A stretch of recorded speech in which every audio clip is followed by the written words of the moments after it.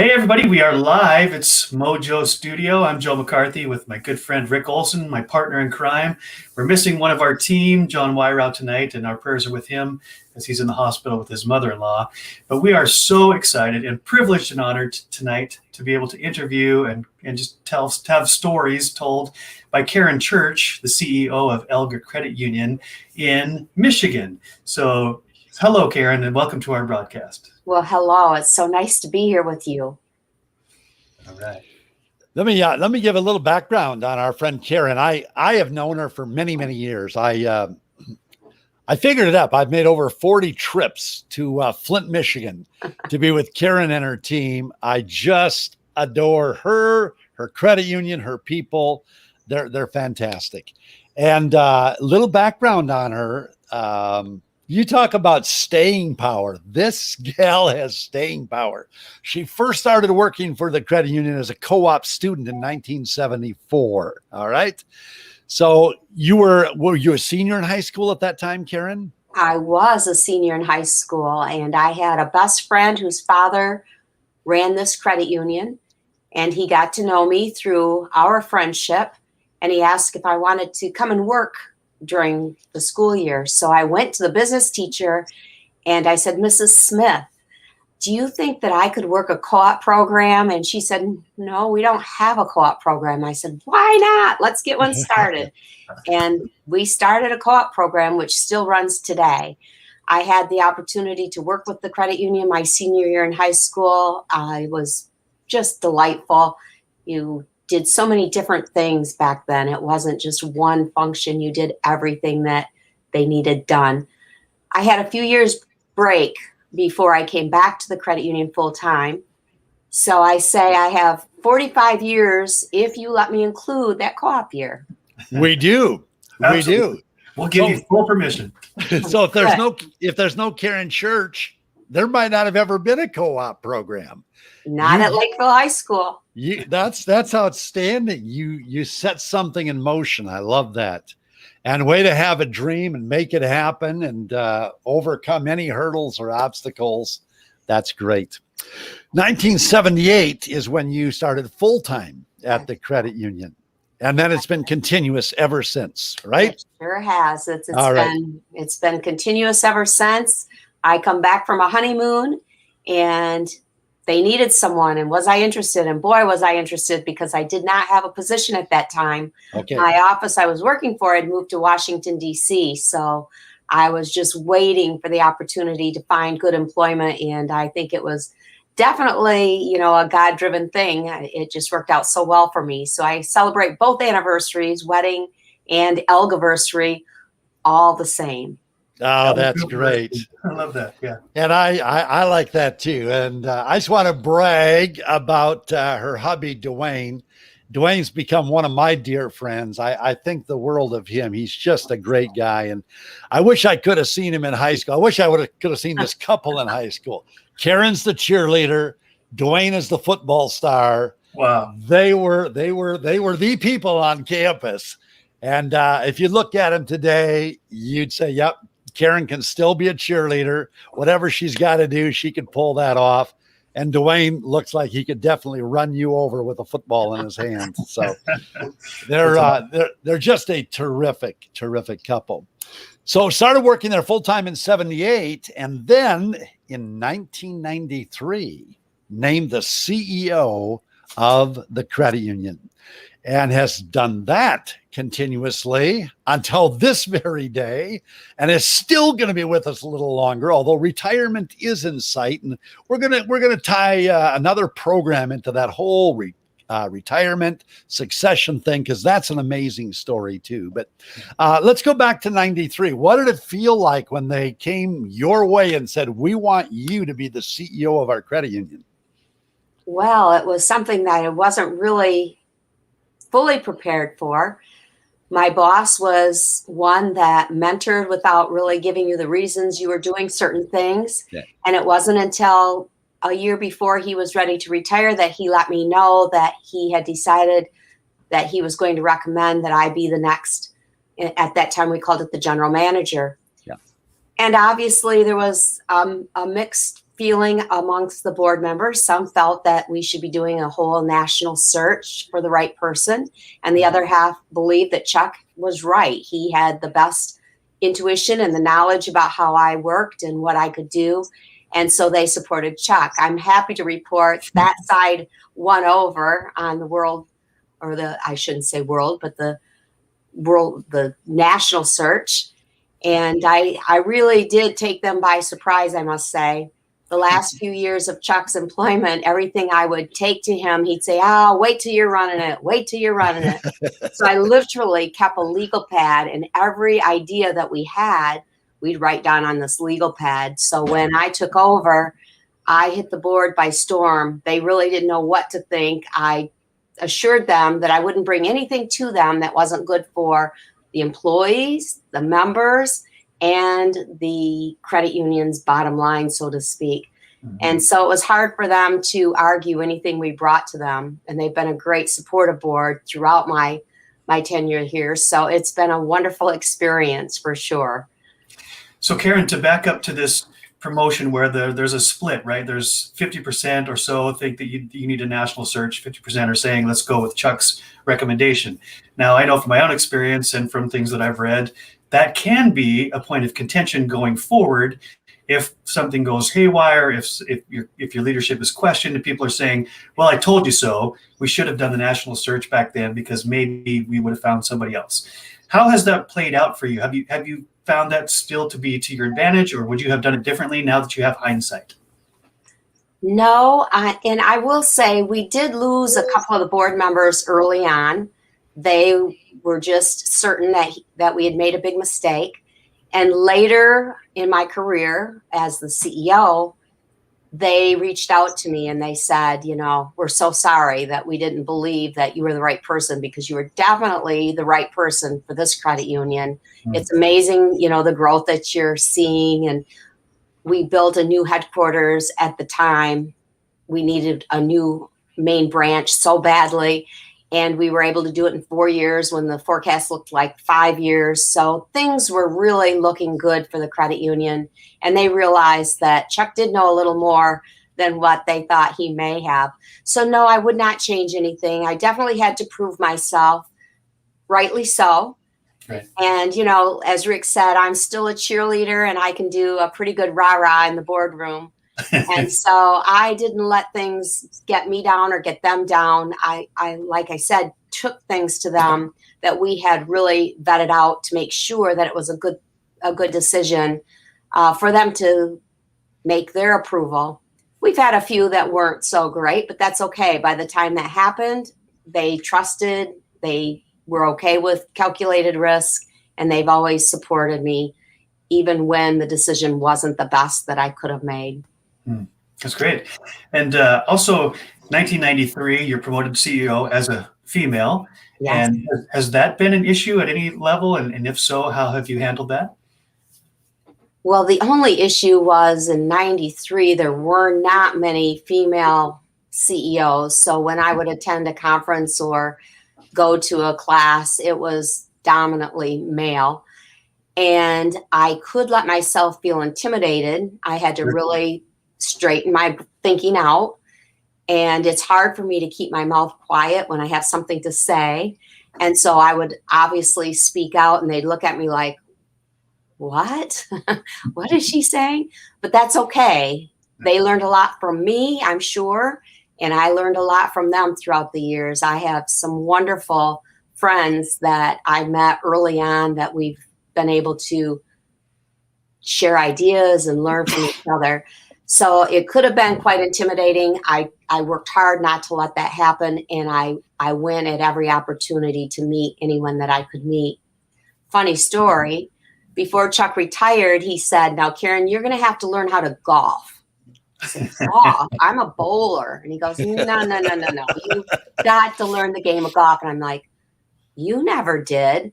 And he said, I never had to. And I'm like, oh, okay.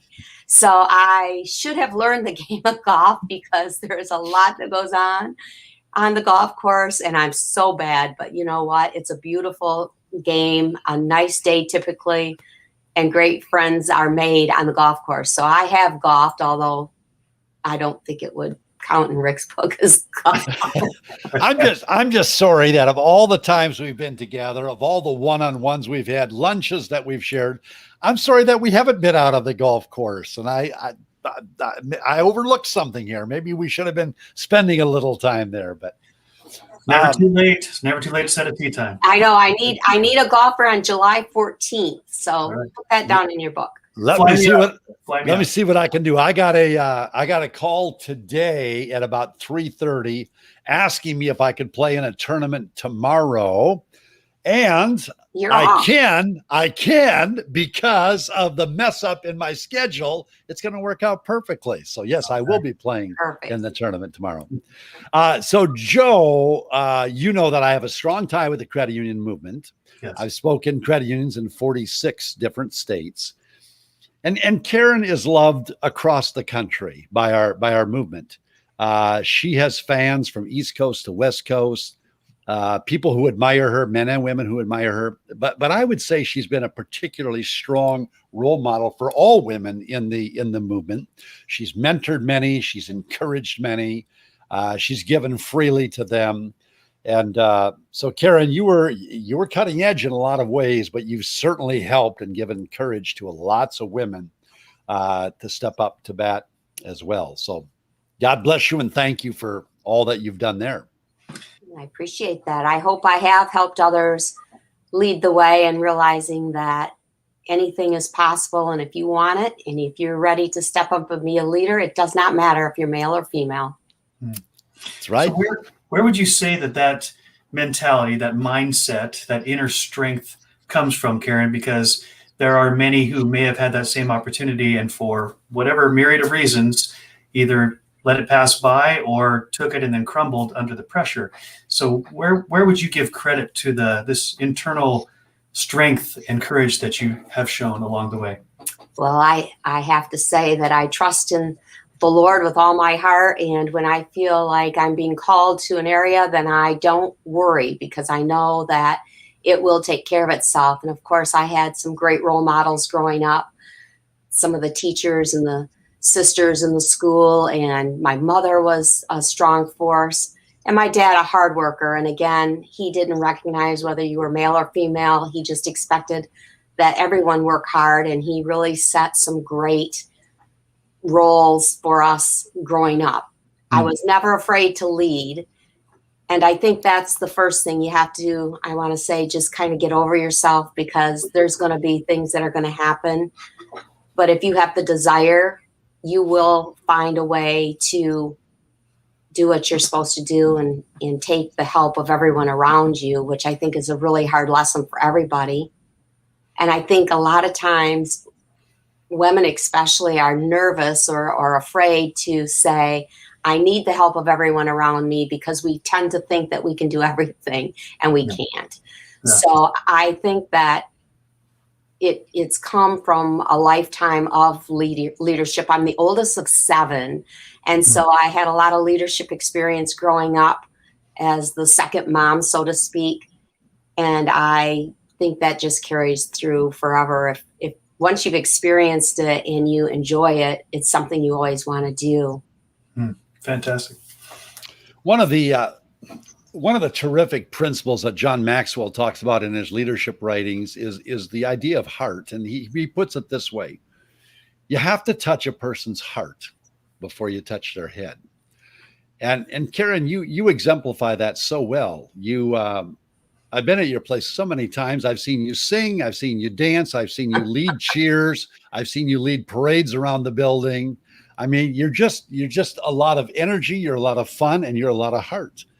And I do one-on-ones with your managers continuously. They're always telling me another Karen Church story, and it's always about a whole lot of heart that you've exhibited. I'd like you to talk about that. I just think it's one of the exceptional things about you and about your leadership. And so I'd like you to talk a little bit about the heart matter and what that feels like in your life. You do it extremely well, but just to hear it from you, I think would be great. I do have a lot of heart. I truly love the people I work with and the members that come through the door. I have no fear in writing it or letting them know that. One of my taglines, and I'm really using it since I'm in my last year of employment with all of these wonderful people, I end my little kudos or whatever I'm sending to them with, have I told you lately how much I love and appreciate you? And it's just something that they really take to heart too. And when you share your love for your people, they're going to love you. It's hard not to love each other. I haven't ever worried about being too mushy, although I've thought a time or two, maybe if it offends somebody, they'll let me know. I've never had anyone say, please don't tell me that, or, please, that's not for me. So I think everybody really seeks that true caring and understanding and appreciation for what they bring to the organization and to the team. So I have always been one to be open-hearted with the people that we work with, and they're like my family. We're with each other more than we are our own families. So I want to make sure that I express my gratitude for the opportunity to be with them day in and day out. Well, that's good. It's really good. As the great poet Edgar Guest said, I'd rather see a sermon than hear one any day. And your people do see that. And I know your people. You have a very stable group. They come, they stay, nobody's leaving, and they watch you. And then I watch it happen in them. And I could list names for the next 20 minutes of people who step up to bat and they just follow suit. They just do what she does. And so they're exhibiting heart with their people, with their members. They're sacrificing, they're giving back to the community. They're looking for charities to help and then things like that. And so it's impacting everybody that she touches, but there's a multiplication factor that's going on throughout the credit union that's really, really something special. So God bless you for your big heart. Thank you. One of the things you've said a couple times now, Karen, as I'm listening to you speak, and I love all of this, as a student of organizational development and leadership, I see such a big divide between leaders who lead by control and command versus leaders who lead by heart. And for many years, the soft skills were sort of downplayed as unnecessary, or at least secondary to being the smartest person in the room and having all the answers. And you said, I'm not afraid of saying, I need everybody's input. I need all the help in the world to make this happen.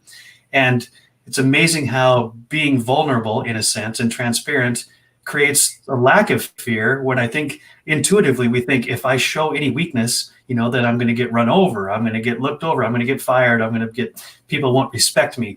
And you have proven that the opposite is true, which is very similar to what Brene Brown talks about in her talks about vulnerability, that vulnerability actually is a strength, because that's where we connect as humans on the points of weakness, and then together we all become stronger. And you've lived that out. I'm very encouraged to hear that. We do so much together at the credit union, and I welcome ideas and challenges and recommendations coming from everyone, not just the management team, but everyone across the board, because our frontline people often see things that we don't see. And I think that when you include everyone in some of the big decisions or the big goals, and we've talked for years, 2010, I believe, was the first time that we talked about the BHAG, which is the big, hairy, audacious goal of turning to the $1 billion credit union mark. Everybody just looked at each other like, is that possible? In the backs of all of our minds, we've been working towards that, thinking about it. And in 2017, we really decided it's time to go after it, because I didn't want to retire till it happened. And everybody realizes that through good service and by giving a little extra, that brings more business, which grows the credit union. And it's been so exciting. So in 2017, I handed out glass trophies. We had just turned to the 500 million mark. So on one side, it said, congratulations, 500 million, 2017. You turn it around and it has a little gorilla on it with holding the sign, 1 billion by 2021. And so when we shared that in a manner that they knew this is real business, everybody's on board. But how much fun to celebrate such a big milestone when everybody's been working towards it. So when you can pull them in and let them feel the excitement and the just, exhilaration of going after something so big, everybody wants to do it. They want to be on a winning team and they give it their all. And they're all proud of achieving it. So it's amazing how you can bring everybody into it by showing them a little attention and giving them the ability to speak up and to share ideas. It does make a difference to all people that work for you. So I think that the bigger you get, the more important that becomes in getting everybody rowing the same way, as we've heard. Yeah, right. When Karen started, the asset size at the credit union was 30 million when she started as a CEO, 30 Right. million. And just this last year now, they reached the big goal, $1 billion asset size. It is phenomenal. And to think, all those years to get to 500 million, but then in just less than 4 years to double that, to go to $1 billion. What a great effort. A leader with a very clear vision, articulated it well, and people who grabbed on and believed and put their heart and soul into it. And it's a fantastic accomplishment. So we commend you. That's just amazing leadership and an amazing team effort as well. I've often heard people make a division between service. So there's the service to your clients and your customers, but then there's the service to your personnel, the people who work with you and for you. And I've seen it go both ways, and I'm sure you both have as well, that you might have the best customer service out there and your team's imploding because of all the infighting and the lack of support and lack of people having a voice in the decision making. And I think the word I've heard used the most about is that you can be successful in the short term if you only concentrate on your external service, but it's not a sustainable model. And there's high turnover and all of those type of costs. Can you speak a little bit to external versus internal inclusion and service? We call our associates internal members because we serve them as we serve our external members. And we have to provide them the greatest service in order for them to give the external members great service. We talk a lot about developing people through coaching and so on and so forth. And every single person in the organization is given time each month with their leader to be heard. Is there something more we need to provide you? Are you doing okay? Are you feeling you're going the right path that you want to go in? And I think just the fact that we give them the time to hear what they have on their minds and on their hearts, they feel like there's nothing that we won't help them with if they're willing to share it. So I think service internally is most important. We have to love and respect each other and help each other be the best versions of themselves that we can be. And so I think those that share well and know that we are there to help them get to the next level, they feel like they are getting the best service. We put a lot of effort in training, in providing reimbursement for schooling, working with them with their family issues, being as flexible as possible, and always realizing that they are on stage all day long, as Rick likes to say it. Yeah. And so we send kudos whenever we can, when we've recognized a really tough day, when they've done well. I would hope that everyone feels like the service they get from each other is good, always. Joe, I'm telling you, if you are an employee and you run hard times, sick, you want to grow your own career, you want to commit to ongoing education, there's no finer place to work than ELGA. They're going to stand with you In your pain and suffering, they'll be with you. In your dreams and aspirations, they'll be with you. But they're just in lockstep with their people. And they put so much back into their people. And as a result, their people give a heroic effort at work. It's a great thing to watch. It really is. Now, skeptics might say that there will be employees who will take advantage of that. If you provide all these things for your employee, there are some who will just suck it all up and won't return anything. And that they'll take advantage of that system. Have you found that to be true or no? No, I would say not at all.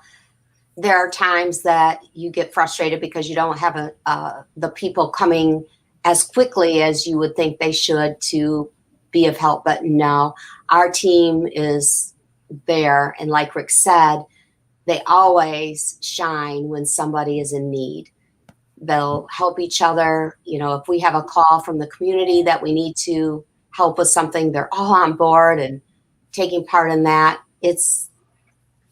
I think when they get it, they want to give it back. They pay it forward really nicely. Joe, there's such a powerful, positive peer pressure going on there. You would be a total fish out of water if you ever tried to be one who just sucked up all the benefits for yourself. Yeah. You wouldn't fit in any way. And so it really doesn't happen. I've never seen it. I've never had a manager come in and talk to me in my one-on-one sessions with them about this problem employee who is just taking but not giving. It's a part of their DNA to give, and it's who they are. It's what they do. Karen, I'd love to have you talk a little bit about another thing that I think has been such a key for you folks. You've put so much energy into the selection process of who you bring into the credit union. You put so much energy into the onboarding process of how you get the new ones established. And I've tracked you guys, and since you've started that, your retention numbers are just through the roof. People come and they stay. But could you talk to us a little bit about the efforts that you folks have made in that area, who we select to bring in, how we onboard, how we get them established? It's always a work in progress. We're always trying to make it better. So I think that helps with the caliber of people we bring in. We have recently started, and I'm going to say in the last year, COVID probably drove this a little bit. We've started an online interview process where the candidate will record answers starting out that way.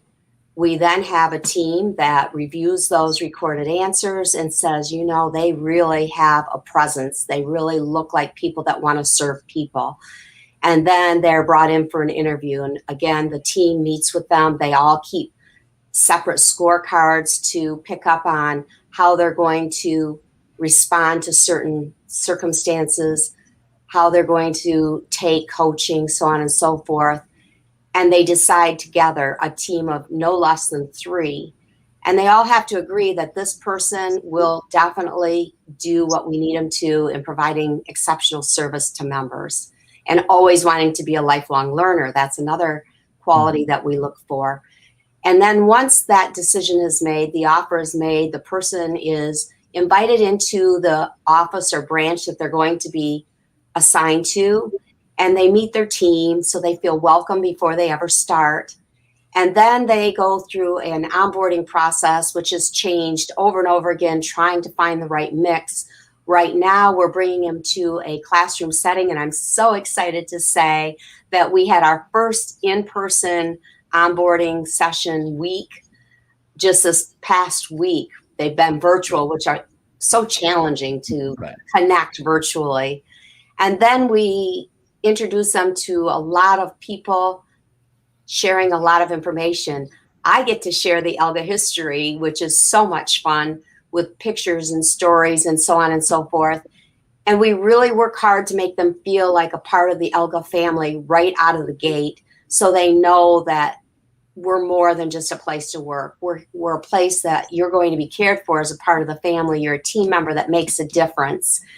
And then they're introduced to the different areas in the training center. And after a week of various training, I'll call it, they get to go to the location that they're going to be working. and then they work under a mentor for a few weeks. And once they feel confident that they're ready to go, we let them fly, so to speak.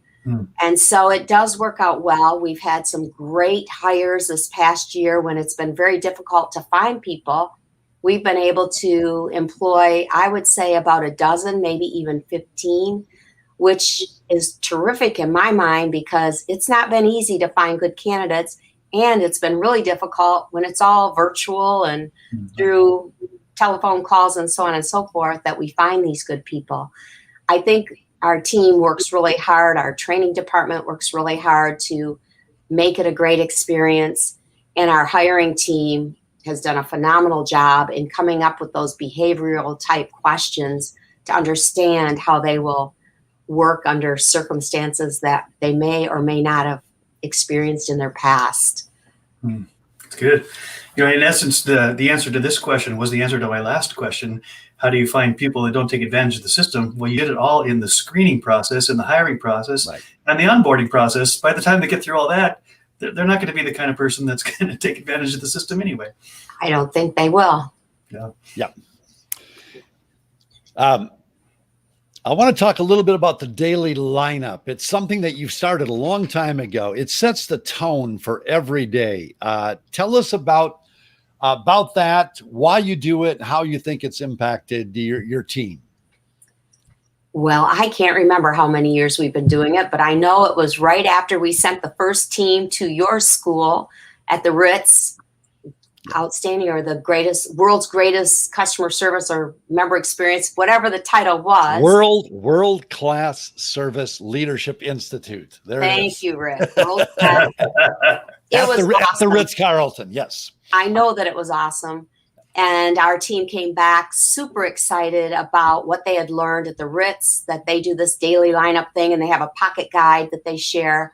And we went to work on it. It took us about a year to have meetings with all the teams and have lots of discussions to figure out what our pocket guide would say, what our values were, all those types of things. And we started the daily lineup modeled after the Ritz-Carlton.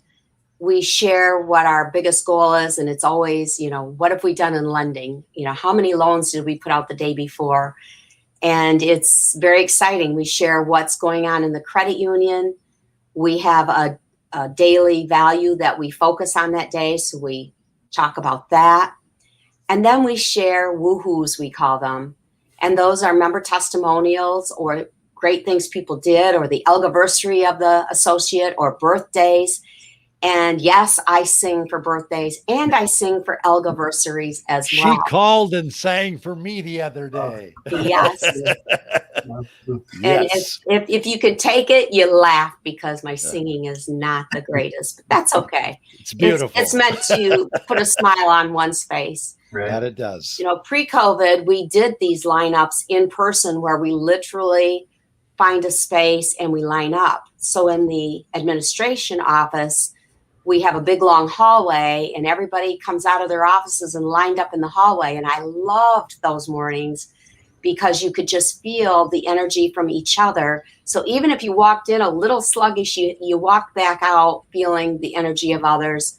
And we shared a lot of fun times in that hallway.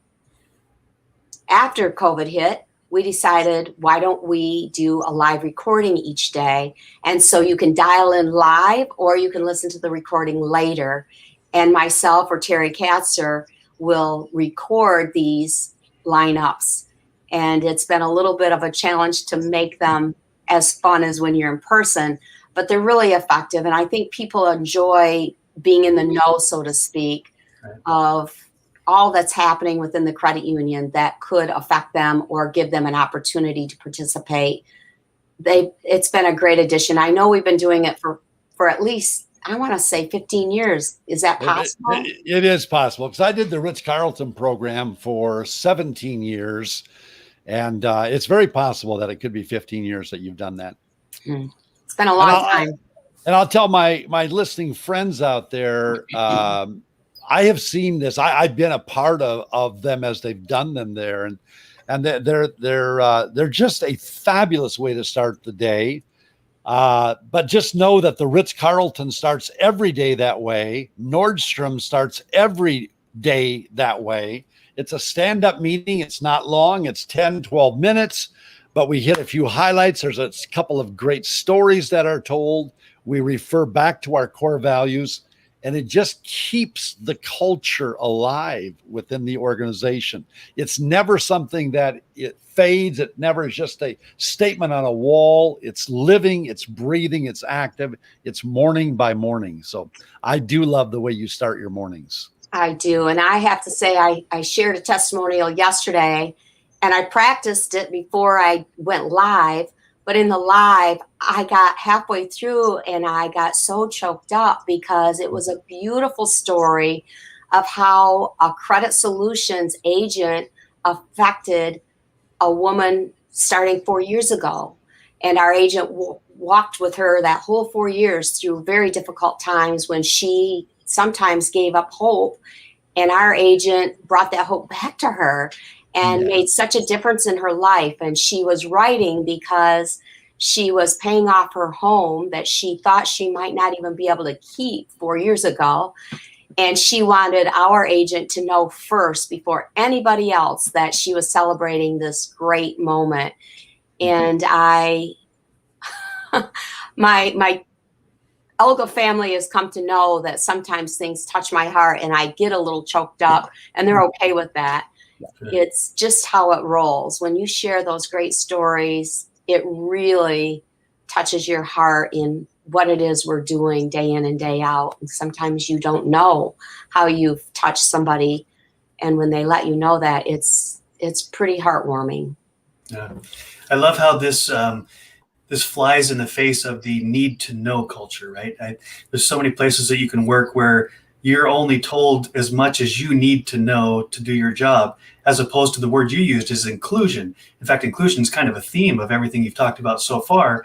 And my heart fills up, and I don't even work there, to say, man, if I was included in these great stories and reminded of why I'm here and what my mission is on a regular basis from the top down, and I'm part of the team, that inclusion, that sense of inclusion rather than the need to know basis is such a healthier place for me as an employee down the chain to feel like I am part of the team. I'm not just a cog in the wheel. I'm not just replaceable. For sure you are. Part of the team. There's no way that we want people to think that they're outsiders or, not knowing what's important or what's going on. Makes a big difference. One of the things that Karen and the Ritz Nordstrom, one of the things they've all tapped into is that stories, more than anything else, propagate your culture. Right. Facts, figures, graphs, charts, trends, they don't. But a story just brings something alive inside of somebody. Mm-hmm. So they hear that credit solution story and they go, I am so proud of my fellow employee who did this and had this heart and helped this person through. I'm going to up my game. And that's the power of stories. Absolutely. You mentioned credit solutions, and this is serendipitous. I didn't prep you at all on this, but I'd like you to talk a little bit about some of the creative names that you've given. Traditionally, if you think of a financial institution, you think of things like collections, and there's some pretty hardcore names out there, but your names are all terrific. Can you think of some of the different names that you have for different departments? Sure. So our learning and development used to be the training department, but we realized that we can't train everybody. They've got to learn and we've got to develop them. So they've changed that up. And the manager of that area is the engagement extraordinaire. Our manager of the branch managers, we have titled the VP of member experience, because that is her role, to make sure we have a consistent member experience. Our others are pretty. Let's talk about collections a little bit. Okay. Because you don't call them collections. Instead, you call them credit solutions. Credit solutions. And that came about when we had the Great Recession, and we realized that people were afraid. They're in situations they'd never been in before. And we didn't want them to have to hear from a collector or have to call collections. We wanted them to know that we were there to help them with solutions. And we sat across a table from many, myself included, trying to come up with the best way to keep them in their homes and able to pay something on their debt. So that's when Credit Solutions was really born, when we wanted people to say, yes, I want to talk to them about that because they're going to help me with a solution. I love it. Talk a little bit about the call center too, because so many businesses have a call center, but I love your name. Okay. We wanted to change that up because it's so much more. And we determined that they are the heartbeat of the organization. They help 20,000 members a month calling in for help, and they're helping 240 internal members, our associates, with their questions and problems and needs. And so we decided that that was our heartbeat hub.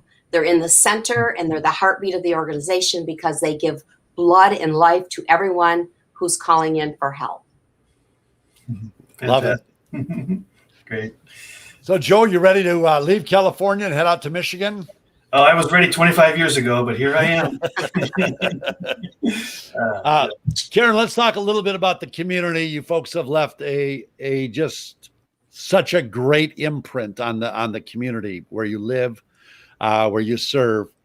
I'd like to have you talk a little bit about that. You serving the community, your people, 240 people serving the community. Talk a little bit about what that looks like. ELGA's print on the community of Flint, Michigan. Well, we said a few years ago that we were a pillar in the communities we serve. And to be a pillar, you have to be there helping with all the different things that are in need and helping the people that live there through good financial services. And so our people we ask for 16 hours a year. Many of them give way more than 16 hours a year. And that's hours of their own time, lunch hours, after work hours, weekend hours, that they jump in and help an organization with some of the special things that they're doing. Whether it be yard work or fundraising, we're there to help. All of our executives are serving on boards that are meaningful in the community. I personally have a heart for Catholic charities, and I give many hours to Catholic charities, and what they provide to so many people, it's hard to not want to be a part of that, to help those people. We definitely look to ways that we can support the organizations. We fundraise for several. We have some big ones. We have the diaper drive where we diaper babies. Oh my goodness, we raised $125,000 the last fundraiser that we had, which would have been 2019. We had to give up the 2020, getting ready to kick that off in September. We have a ginormous tent sale that raised $20,000 for Catholic charities last year. We have a program with the state police. We call it Stuff the Blue Goose. And we raised $20,000 for toys for all the children to make sure that no one is left out at Christmas time. That was run through the Salvation Army. So we have big ones, and then we have lots of small ones. And we like to help any associate with the charity of their heart.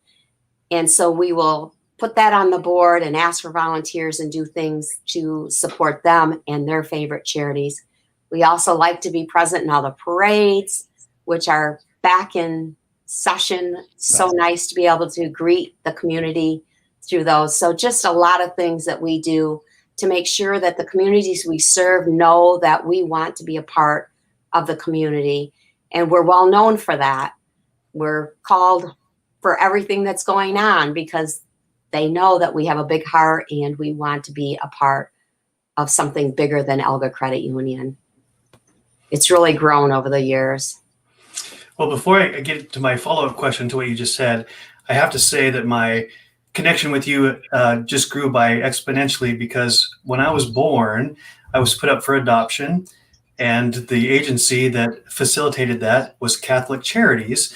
And so my life started where you are investing your time and your energy in. So I know it wasn't a direct connection, but indirectly, I just want to thank you for serving people like me, allowing me to go from a family who couldn't raise me at the time and put me in an adoptive family who has become, near and dear to me and given me a life. And I mean, that is, if there's anything that you've ever done that transformed somebody, I can't think of something much better than that. So thank you for that. That's awesome, Joe. I have an adopted grandson that came through Catholic Charities as well. And I love this child to death. He's a beautiful boy. I tell him he has the eyes of Jesus, and I think you just might have the eyes of Jesus as well. Thank you. That's wonderful. My question is about the community service piece is, now my understanding is that this is a requirement, that it's built into your DNA, not just as a suggestion or as a recommendation, but as a requirement. Is that true? And if so, do you have any people that feel like, really? I mean, I already put my time in during the day and I'm not getting paid for this. And do I have to? How does that work out? We have a few of those. Obviously, that's just not something they enjoy doing. However, it is in our DNA, and it's talked about in the very early stages of interviewing for the position. It's not something that we surprise people with. They know that that's an expectation. It is one of the factors includes a piece of the hours that you've given to get the best rating. You want to give your 16 hours. We can't make anybody do that, and we would never want to do that. We want them to do it because it's a good thing to do. And when you do things like that outside of the organization, you become such close friends with those that you're serving with. And we like to emphasize that as well. And then the final piece, the carrot, I will call it, is it is something that we measure in order to get our full gain sharing quarterly.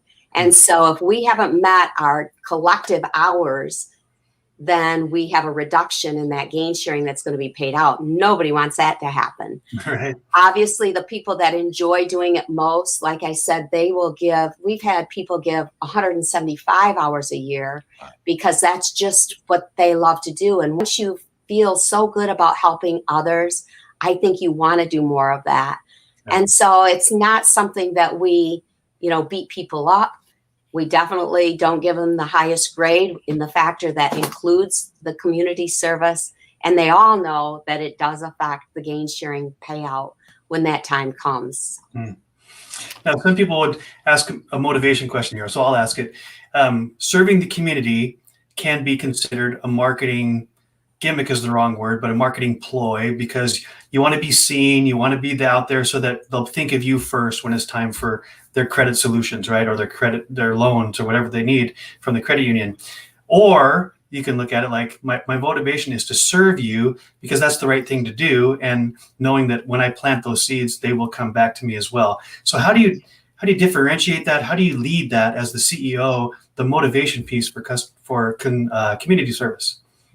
Well, like I said, when we determined that we wanted to be pillars in the community, we wanted to do it because we did want to support those around us and plant those seeds that ELGA is a credit union that wants to serve. We had no idea when we started this journey of the people that would come to us, because it is important to them that they do business with people that care about them. It was a reward, I will say, for doing the good in the community that we started out to do because it was the right thing to do. Mm-hmm. And like so many other things, when you do good, you also do well, in my opinion. Right. What goes around comes around. Yep. And you can't worry about that. And I tell our people too, we can't worry about how much money we make. We have to worry about, are we giving the members what they need to make us their primary financial institution, and they think of us first for those things that they need. When you do well with that, you're going to make it on the bottom line too. It's just the way that it works. We've never been profit focused. We've always been service focused, and it definitely helps with the profitability of the credit union. Awesome. Excellent. Karen, I'd love to have you share a little bit about your your Women Who Care group. It's such a fascinating concept, and a lot of people have not heard about it. But what a dynamic way to do so much good. Could you just mention that a little bit and what that looks like? Sure. So the idea came from my CEO friend, Vicki Schmitzer in Frankenmuth. She was telling me about a group that she belonged to, and I just felt the need to create one in our area as well. It's women that come together 4 times a year. In our group, it's twice a year. And everyone has the opportunity to put their name in the hat, to be drawn out to talk about a charity from their heart. So it's not a big presentation. It's just speak to us about why we would want to support this charity. After they have their 5 minutes to speak, they have 3 minutes for questions and answers. And then we go into a voting session where everybody drops their ticket into the name of the organization that they felt most compelled to support. The winning organization receives $100 checks from all those people in that group. And the 100 women, the idea was that you would raise $10,000 in less than an hour to support a charity that really needs that help and that support. It's been a wonderful program. Our group is very close to $100,000 that will have been given to many, many organizations. You learn about so many charities that you didn't even know existed through this program. We have to have tissue around the tables because a lot of times you're teary-eyed with what you hear. It's a great program. I'm so happy that I heard about it and able to start a group in our area. And we always say, philanthropy is fun, and we spell fun with PH. That's and awesome. It truly is fun when you can help an organization with $100 check and an hour of your time. How cool is that? That is so cool. Love it. So her good friend is Vicki, and we'll be interviewing Vicki here shortly on one of these podcasts as well. Another amazing woman and another amazing leader. But both of them are committed to their communities. Both of them are involved in this thing. 100 Women Who Care. So if you could just imagine, these 100 women show up, and each of them drops $100 in, and next thing you know, some charity is $10,000 better than they were before the night started, and it's just a fabulous concept. Karen, I've shared the idea, and I know we've had other groups now start because of what you and Vicki are doing up here. But it's a fantastic idea, and so thanks for getting it going in Flint. It's just great. Thank you, Karen. Yes, we've talked a lot about the highlights, right? The victories, the positive side of what you've done over your career. As you look back, and this is kind of put you on the spot, and you can certainly decline if you wish. But is there a story you can tell us where, with all great intention, you launched an initiative or a program or this brilliant idea that just fell flat and just blew up in your face? And then what did you do at that point? How did you, rise from the ashes? Do you have a story that comes to mind? Well, we have a couple. Let me see. I will choose one that was really tough. We went into a lending program because we had excess liquidity and we could not lend the money out as fast as we needed to. This is back in the early 2000s. And it was supposed to be a turnkey program where we would fund loans and then we would sell loans, and there was some backup insurance if they didn't pay. But these were loans from all over the place that we did not truly underwrite. And it started out gangbusters. It looked like a great program. The money was rolling in, and then it all came to a screeching halt when the NCUA decided that the insurance program was not fit to handle the millions and millions of dollars that was going through this program. Fortunately, we had set a limit to how much we would invest in this program. And so when it came to a screeching halt, the loans weren't paying. We had a high delinquency on that portfolio. It was very painful. It was a long process to get the board to approve it in the first place. And obviously they looked at me like, you didn't do enough due diligence. And we thought we did everything we could possibly do to know that it was a great program. And it was a hard hit to me personally, because I went to the board recommending it, thinking we were going to make money and help people and all these kinds of things. And it rolled out. We had to roll that portfolio out. It was a 5-year payback period. We had a lot of write-offs, losses. The good news is that we did not, it didn't buckle us by any means. We definitely suffered through the losses that we took, and the collections on the back end helped regain some of that money that didn't look like we were going to get it. It was a tough program. And when you go through something like that, you're a little timid in what you're going to introduce for the next big idea. Right. And with our board being so supportive, I'm sure that they were a little more cautious in what they approved and asked more questions when it came time to make a big decision. So I think that was one that I definitely learned so many lessons from that, and thought differently moving forward.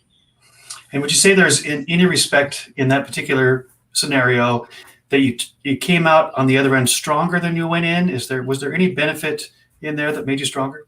Always. What don't kill you will make you stronger. I've been seeing that saying a few times. That's right. We definitely became stronger. Anything that seems painful or very difficult for us has brought us out the other end stronger. So the recession in 2009, 2010, we had more houses coming back than we had ever saw. I always say I couldn't have dreamt this in my worst nightmare. It felt like a Twilight Zone picture as we were going through it. But we became stronger. We made better decisions. We learned, what's important and what isn't important. So much stronger. And lending was so much better. Our mortgage portfolio has been beautiful since then because we tightened things up. Mm-hmm. This COVID experience has made us stronger and helped us with lessons that we didn't think we could do, things that we can do. And I think that if you look for the silver linings, if you look for the benefits that are coming out of the tough lessons, you'll always come out stronger. The challenge is not getting so bogged down by what you didn't do or what you should have done, yes, that it lingers. And my great friend and hero, Rex Johnson, pulled us out of the recession with reminding me that these are life lessons. And you cannot pull back. You've got to go at it full gusto to regain anything you've lost through the decisions you made. So don't linger. Get over yourself.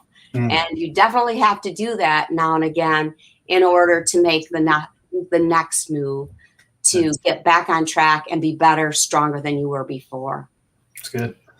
Coming out of 2008, 9, 10, one of the great statements I heard was from Tony Hsieh, the CEO of Zappos. And he said, you can't cut your way to profitability. You cannot.